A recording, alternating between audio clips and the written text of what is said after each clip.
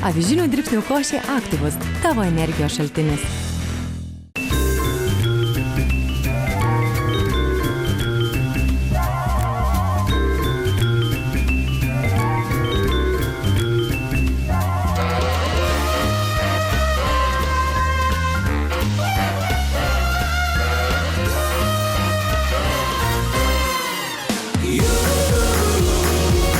Anykščiai žalioji Lietuvos viršūnė, gamta ir istorija šiame krašte sukaupė tiek įspūdingų turtų, kad mažas valstybės lopinėlis tapo vos akimis apriepiamas parkas. Tačiau Nijolė šiandien ketina įrodyti, kad ieškantiems įdomių ir kraują kaitinančių pramogų, Anykščiai taip pat puikiai vieta.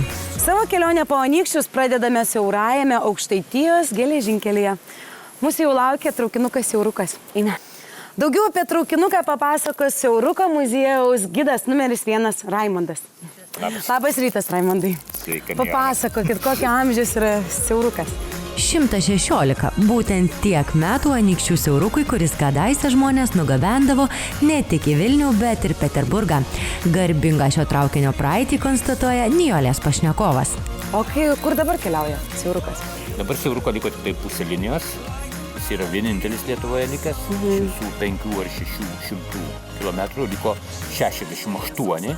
Ir dabar mūsų kelionės driekiasi dažniausiai šitos stoties šiltuoju laikotarpiu, kai traukiniai kiekvieną šeštadienį sekmadienį 11 val. Dažniausiai keliauja į tą pusę, kur už 12 km banguoja Gražuolis, Rubikio ežeras su 16 negyvenamų salų, kur galima pasislėpti ir pagyventi.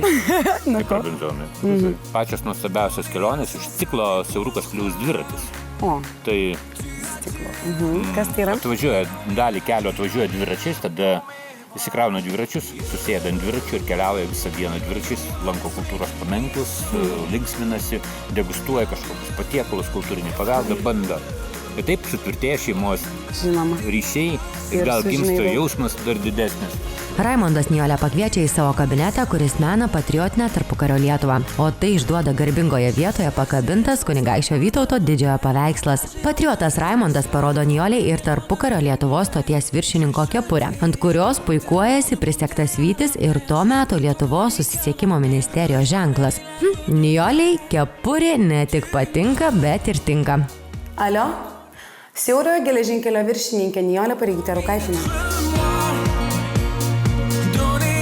Dokumentas pasirašytas, antspaudas uždėtas ir kogi ne viršininkė. Kur jūsų triratis?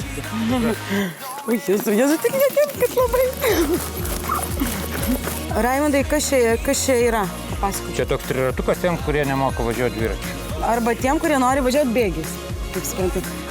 Kryptis kokia? Rubikiai, auksiniai pliažai. Rubikiai, auksiniai pliažai, kalnai. Kalnai, archipelagas salų. Varau. Atea, Kebrytė, buvo mielas susipažinti. Atea, Raimondai. Bai, Nijolė. Nenukris? Nes neruok. O, bet jo vairuot nereik. Be rankų važiuok, dabar pakelk rankas. Pakelk rankas. Nijolė! Nijolė, kaip tikra darbo liaudies atstovė, tuoj pat kimba į darbus. Ji įsitikinusi viršininko kepurė nekliūtis žemiškiems darbams. O jie čia kaip krematoriumas. Mėly keleiviai, traukinys išvyksta. O traukinys draugė su Nijolė išvyksta į Anykščiuose įsikūrusį labirintų parką. Avižinių dribsnių košė Aktyvus, tavo energijos šaltinis.